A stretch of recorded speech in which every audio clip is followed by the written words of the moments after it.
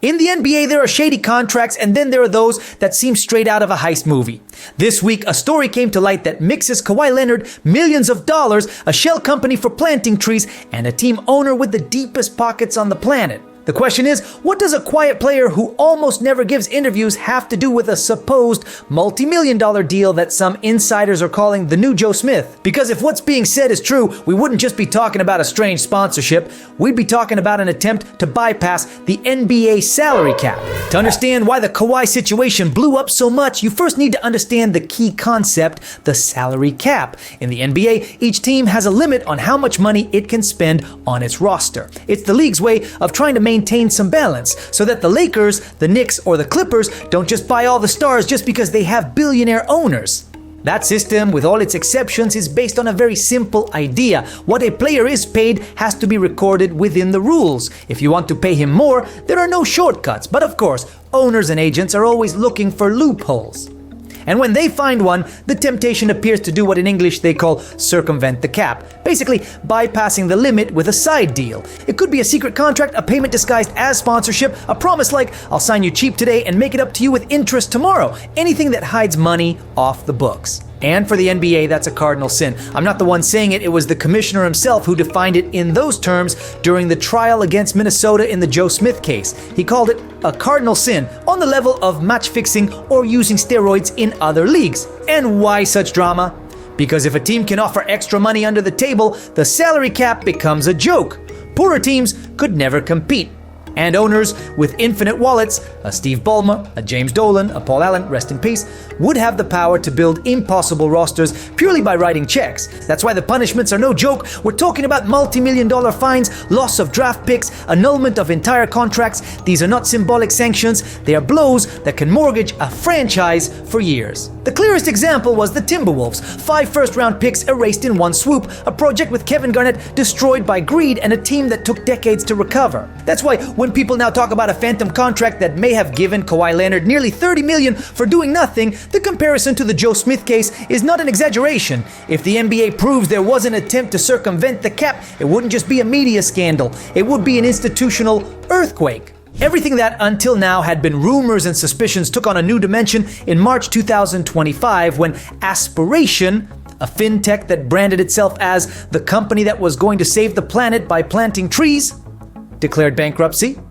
In the court documents from that bankruptcy, a name appeared that set off all the alarms: KL2 Aspire LLC. And who was behind that entity? Kawhi Leonard. According to the paperwork, Kawhi's company was listed as a creditor with nearly $7 million in pending payments. The most unsettling part came afterward. A journalistic investigation revealed the full contract that Aspiration had signed with Kawhi in April 2022. The agreement stipulated $28 million in total to be paid in 4 annual installments of $7 million each.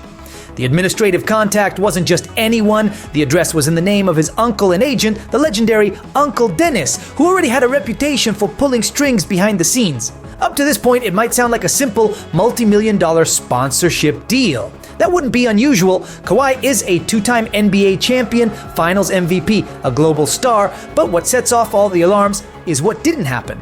Unlike other celebrities who signed with Aspiration like Leonardo DiCaprio or Robert Downey Jr., who participated in public campaigns, ads, and events, Kawhi never did absolutely anything. No commercial, no social media post, no public appearance tied to the brand, nothing. The contract even included a clause that incredibly allowed him to decline any activation and still collect the full amount of money. In other words, it was guaranteed payment even if Kawhi didn't lift a finger. Former Aspiration employees confirmed the suspicions. Within the company, Kawhi's deal was seen as the most expensive contract of all, an agreement that by itself exceeded any other sponsorship in the company. And some went further, saying that in the hallways that money was spoken of as an arrangement meant to keep Kawhi happy in Los Angeles, far from any attempt by another team to lure him away. The Clippers, of course, denied it. They issued a categorical statement. Neither Steve Ballmer nor the franchise had anything to do with that contract, and any claim to the contrary was provably false. Legally, the NBA has not yet announced any sanctions or official investigation, but the contrast between the documents, a $28 million contract with no actual deliverables, and the total silence in the sports marketing world left more than one person with a lot of questions. Because what's at stake here isn't whether Kawhi signed a strange sponsorship deal. What's at stake is whether that deal was actually a disguised side payment, a maneuver designed to circumvent the salary cap and ensure the Clippers could hold on to their superstar without it appearing in the official books. And if that's proven, we would be looking at the shadiest case since the Joe Smith scandal in the 90s. Every time a rumor of phantom contracts appears in the NBA, one name comes back like a ghost: Joe Smith. And it's no coincidence. His case in the late 90s became the textbook example of what the league calls cap circumvention. Joe Smith had been the first overall pick in the 1995 draft with a brilliant future ahead. After a few years in Golden State, he arrived at the Minnesota Timberwolves, where the plan was clear: to support Kevin Garnett, who had just signed the largest extension in NBA history at the time. Problem was that the Wolves didn't have enough salary cap space to retain Smith with the contract he truly deserved. That's when the shady scheme was born.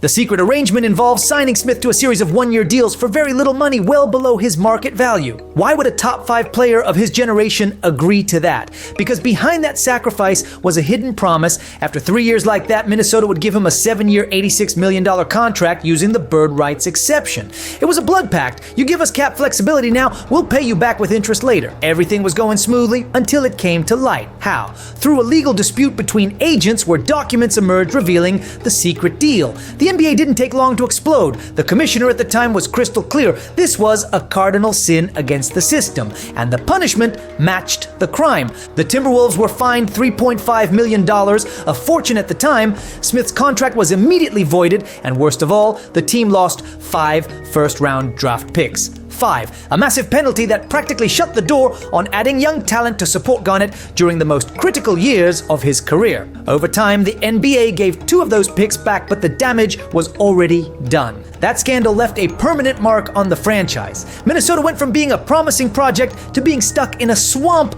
of mediocrity. Garnett, frustrated, would eventually ask to be traded years later. And Joe Smith ended up being remembered more for the forbidden contract than for his numbers on the court. Since then, every time someone mentions under-the-table deals in the NBA, the echo of the Joe Smith case appears. It's the example the league always points to as a reminder that if there's evidence of a side payment, the consequences can be devastating. Every time a rumor of phantom contracts appears in the NBA, one name comes back like a ghost: Joe Smith. In 2004, the Cleveland Cavaliers were building a project around a 19-year-old LeBron James. And in that process, Carlos Boozer was a key piece. He was a strong, versatile power forward who had broken out in his second season. Cleveland wanted to keep him at all costs. What happened next became one of the most talked about contract betrayals of the era. According to what was leaked at the time, the team and Boozer had reached a verbal agreement. The Cavs would decline the cheap team option they had on him, barely $695,000, and in return, Boozer would sign a long-term, lucrative extension to stay.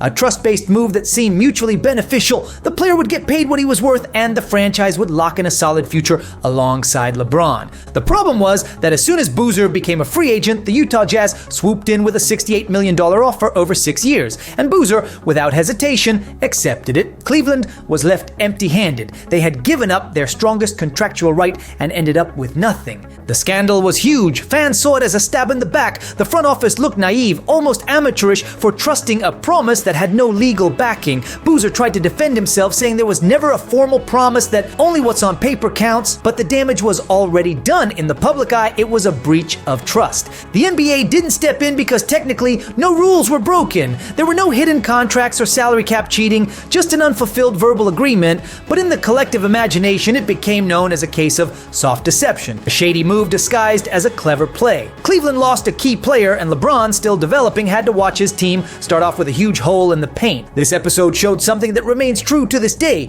In the NBA, a handshake means nothing compared to a signed contract. The Boozer case made it clear that in the NBA, a man's word isn't enough, but sometimes what gets leaked isn't just broken promises, it's shady demands surrounding star players, and that's where the name that became an urban legend within the league comes in: Uncle Dennis. In 2019, when Kawhi Leonard was a free agent fresh off winning the title with Toronto, his move to Los Angeles played out like a soap opera with parallel scripts. Officially, the Clippers convinced him with their project, with Paul George as a co-star and an owner like Steve Ballmer willing to spend whatever it took within the rules. But in the hallways, people were saying something else. Reports from ESPN, The Athletic, and various insiders claimed that Kawhi's camp, led by his uncle and agent Dennis Robertson, made demands that went far beyond any NBA contract. There was talk of mansions, unlimited access to a private jet, ownership stakes in the team, and even guaranteed multi-million-dollar sponsorship deals. These were requests that, if true, would be in direct violation of the collective bargaining agreement, CBA. The NBA opened an investigation. They interviewed executives, reviewed communications, and looked for evidence of any side deals. In the end, the league announced that it had found no proof the Clippers had granted those benefits. Legally, the case was closed, but the myth remained, because no one forgot that just months later, Kawhi was in Los Angeles with his entire inner circle comfortably settled around him. What's interesting is that if you connect the dots, the noise from 2019 fits a little too well with what's now been uncovered about the aspiration contract. Back then, the suspicion was that extras were being requested outside the limits of the CBA. Today, the documents show a multi-million-dollar sponsorship where Kawhi barely had to lift a finger. In other words, the ghost of Uncle Dennis never really left. What used to be rumors about jets and mansions today look a lot like marketing deals with the scent of an under-the-table payment. If the Uncle Dennis file became legend because nothing was ever proven, the truth is that the NBA doesn't always look the other way. In recent years, when teams jumped the gun with early talks or made deals outside the official window, the league did hand out punishments, minor punishments, yes, but punishments nonetheless. In 2020, for example, the Milwaukee Bucks tried to lock down Bogdan Bogdanović with a sign and trade before free agency had officially opened. Everything leaked too quickly, and the NBA took it as a blatant case of tampering. The result, the Bucks lost a second-round pick in the 2022 draft and had to swallow the embarrassment of a signing that never even happened. A year later, in 2021, the blow was double. Both the Miami Heat and the Chicago Bulls were penalized for the same thing, locking in Kyle Lowry and Lonzo Ball before the legal time. Once again, the league applied the same penalty, loss of second-round picks. In 2022, the target was the Philadelphia 76ers, accused of early dealing to sign PJ Tucker and Daniel House Jr. The punishment, 2 more second-rounders thrown into the fire. And perhaps the most talked about case, the New York Knicks and the signing of Jalen Brunson. The league found that there had been premature contact, something that seemed obvious considering Brunson's father was already working as an assistant on the Knicks coaching staff. The penalty, loss of the 2025 second-round pick. Legally, hiring the father was allowed, but the suspicion that this family connection played a role in the negotiation weighed enough for the NBA to draw a line. What all these cases show is that the league doesn't tolerate even the smallest missteps when it comes to signings and off-calendar deals, and if a few early phone calls cost you draft picks, imagine what would happen if it's proven that someone used a phantom $30 million contract to bypass the salary cap.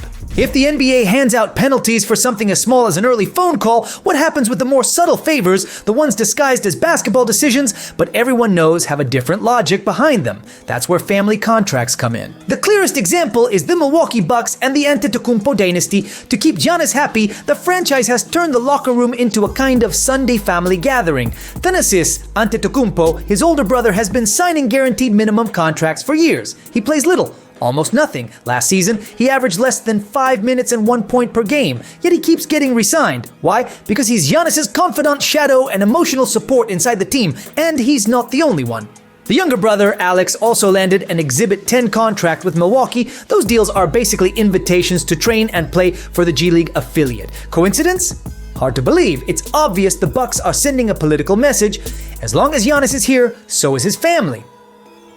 This isn't illegal. The CBA allows teams to sign whomever they want as long as they stay within the salary cap. But in practice, it works as a tool to lock in a superstar. A minimum deal for a brother can mean a maximum contract guaranteed for the franchise player. It's not a modern invention. With the Knicks, Jalen Brunson's father was hired as an assistant coach right before his son signed. And in earlier times, there were teams that offered jobs or symbolic roles to family members of stars as a way to keep them happy. Officially, all above board. Unofficially, a family trick to secure loyalty. The difference is that while these cases live in the gray zone of what's allowed, Kawhi's deal with aspiration smells different. There's no brother on the bench or uncle on the coaching staff. There's a multi-million-dollar marketing contract with no marketing. And it's that leap from the symbolic to the financial that makes this case blow up with such force. So far, we've talked about hidden contracts, family favors, and blatant shady deals. But there's another equally important factor that often goes unnoticed. Not all millions are worth the same in the NBA.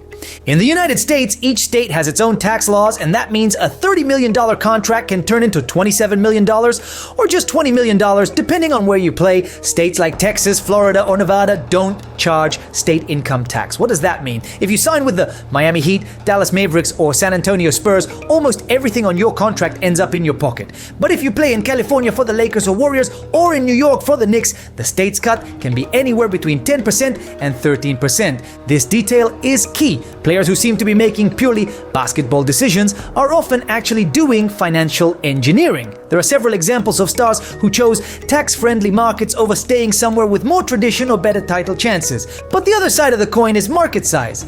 In Los Angeles, New York, or Chicago, even though you pay more in taxes, you can earn millions more in advertising, sponsorships, and visibility. LeBron James is the perfect example. In Cleveland, he was already a global star, but his move to LA skyrocketed his off-court income. That's where he launched production companies, signed massive Nike deals, and built a media empire. A big market can turn a $40 million contract into a gateway to $200 million.